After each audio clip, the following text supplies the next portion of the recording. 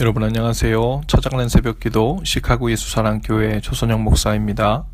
오늘도 어김없이 찾아오시는 주님의 은혜와 평강이 저와 여러분의 삶의 종일 풍성하기를 기도합니다. 찾아가는 새벽기도는 기쁨의 언덕으로라는 연합감리교회 말씀 묵상집을 본문으로 사용하고 있습니다. 오늘 말씀은 사무엘상 24장 1절에서 7절까지 말씀입니다. 제가 읽어드리지요.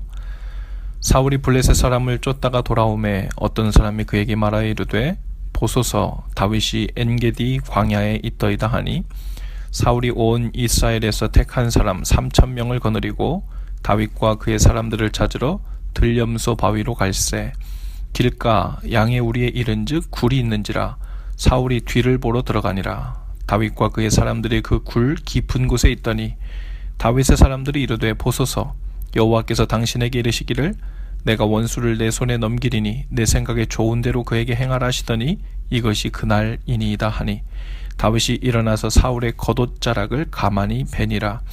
그리한 후에 사울의 옷자락 뱀으로 말미암아 다윗의 마음이 찔려 자기 사람들에게 이르되 내가 손을 들어 여호와의 기름 부음을 받은 내 주를 치는 것은 여호와께서 금하시는 것이니 그는 여호와의 기름 부음을 받은 자가 됨이니라 하고 다윗이 이 말로 자기 사람들을 금하여 사울을 해하지 못하게 하니라. 사울이 일어나 굴에서 나가 자기 길을 가니라. 아멘. 광야로 숨은 이 다윗을 찾아 죽이려는 사울의 추격이 계속됩니다. 그리고 사울은 3,000명의 군사를 거느리고 다윗을 찾아 엔게디 광야로 갑니다. 그 길에서 용변을 보기 위해 한 굴에 들어가게 되는데요. 그 굴 깊은 곳에 마침 그 다윗과 그의 무리들이 숨어 있을 거라고는 생각도 하지 못했지요. 다윗과 함께한 사람들은 이제 사울을 죽일 절호의 기회가 왔다고 다윗에게 말합니다. 사람들은 그 상황을 하나님께서 사울을 죽이라고 다윗에게 주신 두 번 다시 없을 기회라고 받아들입니다. 지금 다윗과 함께한 사람들에게 가장 중요한 것은 위험에서 벗어나는 일이었습니다. 할 수만 있다면 사울을 빨리 제거하고 다윗이 왕위에 앉기만을 바랬을 것입니다. 사울의 행적을 보아도 그렇고 다윗을 돌보시고 기뻐하시는 것만 보아도 그것이 하나님의 뜻일 거라고 모두들 생각을 한 거죠. 그러니 사울을 죽일 수 있을 기회가 왔을 때 그것은 분명히 하나님의 뜻이라고 생각이 들었을 것입니다. 아마도 그 사람들에게 등 떠밀려 나온 다윗은 차마 사울을 죽일 순 없었어요. 계속해서 자신을 죽이겠다고 군사를 몰고 추격해 온 이 사울을 다윗은 그저 그 겉옷자락을 가만히 베었을 뿐입니다. 그리고 다윗은 곧 자신이 사울의 옷자락을 벤 일로 인해 마음에 찔림을 받았다고 했어요. 당시에 왕이 입은 그 자주옷은 하나님이 세우신 왕권을 상징하는 것이었죠. 그런데 그 옷을 잘라냈다는 것은 하나님이 세우신 왕권을 자신의 임의대로 해하려고 했다는 증거로 볼 수 있지요. 그래서 다윗은 마음에 불편한 마음이 생겼어요. 찔리는 마음이 생겼다고 했습니다. 하나님께서 기름 부어 세우신 왕권은 오직 하나님께서만 다시 판단하시고 거두어 가실 수 있는데 그 일에 감히 다윗 자신이 섣불리 판단하고 또 다윗을 죽이려 할 마음을 품었다는 것 때문에 마음의 괴로움이 일어났습니다. 다윗은 당장 사울을 죽이지 않으면 자신의 목숨이 위태로움에도 불구하고 하나님의 뜻과 섭리를 존중하고 사울을 살려서 돌려보냅니다. 혹시라도 하나님의 기름 부음 받은 자를 자신의 임의대로 심판하는 죄를 범하게 될까 하여 마음을 졸였죠. 자신이 당장에 안전해지고 이익을 볼 수가 있어도 하나님의 뜻을 기다리는 편을 택했습니다.